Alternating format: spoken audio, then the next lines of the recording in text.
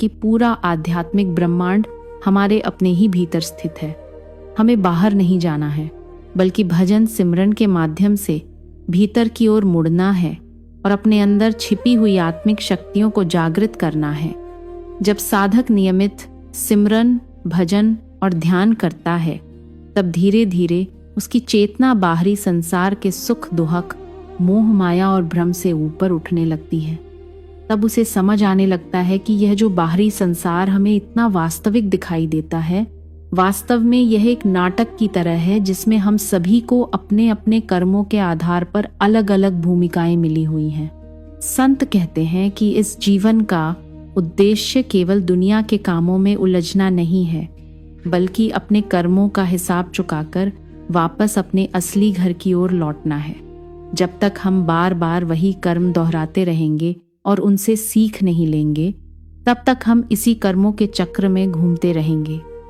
इसलिए हमें कोशिश करनी चाहिए कि पुराने कर्मों का हिसाब धीरे धीरे समाप्त करें, नए कर्म कम से कम बनाएं और एक अच्छा इंसान बनकर जीवन जिए।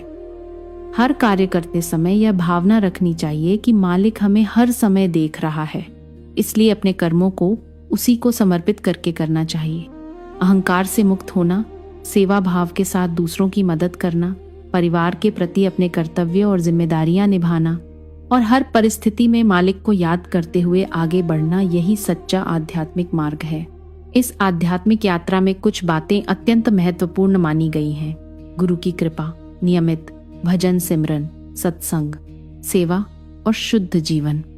संत महात्मा बार बार समझाते हैं कि केवल ज्ञान सुन लेने से या थोड़ी सी साधना कर लेने से यह यात्रा पूरी नहीं होती।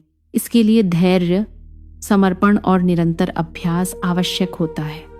जब साधक सच्चे मन से गुरु के बताए मार्ग पर चलता है, सत्संग से सही समझ प्राप्त करता है, सेवा से अहंकार को कम करता है और अपने जीवन को शुद्ध और सरल बनाने का प्रयास करता है, तब धीरे धीरे उसकी सूरत भीतर की ओर स्थिर होने लगती है।